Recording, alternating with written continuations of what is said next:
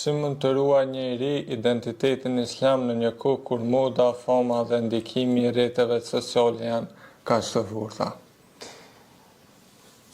Pejgamberi alayhis salatu wassalam në momente shumë të vështira i zbritën disa ajete shumë domethënëse.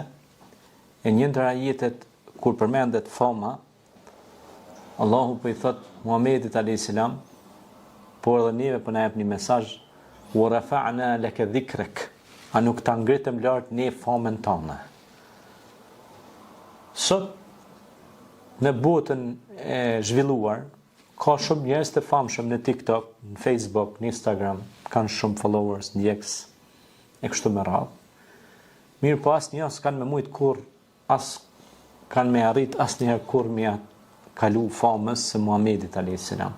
Kanë mu kujtue ndoshta 100 vjet, dikur kanë me hinë në arkivat e memorjes historike, edhe a do t'i rikujtoj dikush apo nuk do t'i rikujtoj, është një pikë pyetje e madhe. Kështu që fama e vërtet është kur ne bëjmë vepra të mira, lëm gjurmë të mira tek njerëzit dhe mbjellim pra punën e mirë. Sigurisht pra, vlera e njeriut nuk mbatet asnjëherë me numrin e ndjekësve apo followersave që i ka, apo pëlqimeve. Por varet te devotshmëria, karakteri. Besimtari nuk e ndjek verbrisht turmën ose masën. Besimtari e ndjek kualitetin, jo kuantitetin. Jo vrapimin të vrap pas një mode që nuk është as mod, pas një fame që nuk është as fam, por është një karikatur e shpërfituar, e skicuar në mënyrë të dallashuar dhe as pak të përpunuar. Kështu që nëse ndalemi edhe mendojmë rreth kësaj, e kuptojmë se është një famë e formuar nga degenerimi, por ai nuk është as famë. Prandaj ne si besimtar famën e kemi duke bërë vepra bamirëse, duke ndihmuar njerëzve, sepse lumturinë e gjejmë në ndihmën e të tjerëve. Sepse duke ndihmuar të tjerëve ndihmojmë vetes tonë, duke bërë gjëra humane ndihmojmë dhe të tjerëve, sepse vetë jemi njerëz. Dhe nëse njerëzit që na rrethojnë janë mirë, edhe ne do të ndihemi mirë. Hal jazaa'u l-ihsani ila l-ihsan. Mirësia me mirësi do të kthehet. Pra ti duhet të jesh i lumtur me atë çka e bën. Prandaj lumturia e vërtet është kur ti bën vepra humane, vepra të drejta dhe njerëzore, dhe nuk prish rendin dhe qetësinë dhe stabilitetin dhe sigurinë. Andaj aty kur ndalemi dhe shiqojmë me syrin e të vërtetës dhe syrin e dritës, atëherë kuptojmë se arsimi, dituria, shkenca, drejtësia, morali, karakteri, pamirësia, fjala e mirë, vepra e mirë, cilat Zoti ka përmend në Kur'an, fjalën e mirë, veprën e mirë, sjelljen e mirë. Më i mirë për ju është ai që sillet mirë me njerëzit, ka thënë Muhamedi alayhis salam. Gjitha këto e kjo devotshmëri, pra, ky devocion i përkushtimit në këto punë të mira, atëherë kjo është famë e vërtetë. Ndoshta ti mund të kesh 5 ndjekës në rrjetet të tua sociale, po ata janë 5 njerëz të mirë. Ndoshta ti mund të kesh 500.000 ndjekës, po ata të gjithë janë vetëm sa lëpirës të tu të çastit, ose njerëzit ndjekin vetëm për interes të çastit. Dhe kur bie interesi i çastit, humbet lidhja e vërtetë.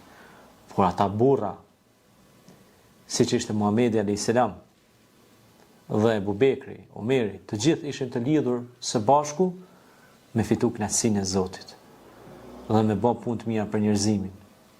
lidhja tyre nuk ishte lidhje e servilizmit dhe puthadorëve, po ishte një lidhje sinqert për të mirën e njerëzimit, për t'ju bërë mirë njerëzve.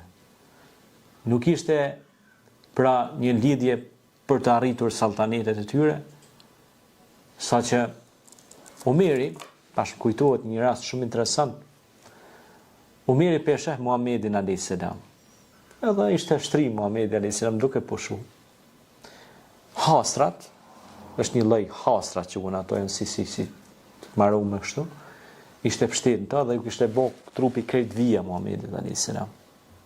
Ishte edhe kur e pa Omeri, ja Resulullah, tha, çfarë ti me fjetën të hastra kështu, tha? Tha, ti e Resulullah, tha, je i dërguar i Zotit. Ti e prisi njerëzimit për të mirë. Pse ti me hieke me vujt ka shumë? Shikone. Tha, shiko, tha, mbretin e Persis, ose mbretin e Bizantit. Ai flen në mëndafsh, veshet me mëndafsh.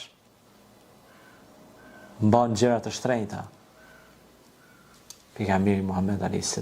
tha, ata tha vrapojnë pas dunjas, pas kësaj bote, po ata tha hupin këtë botë, e humbin këtë botë, po e humbin edhe botën tjetër.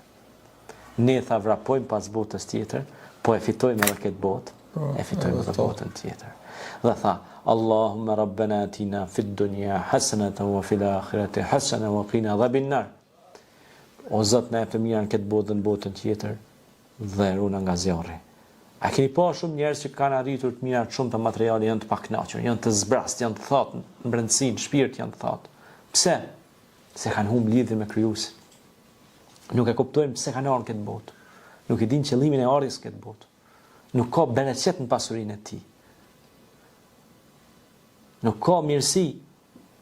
Kur dihet dhe pejgamberi selam ka thonë, o Allah, begatoje umetin tim në zimin herët në namazin e sabat. Se një që zgjohet herët për me vazhdu punët e përditshme, por zgjohet duke madhru Zotin, duke falendëruar Zotin për një mundësi të re, një ditë të re që ja dha.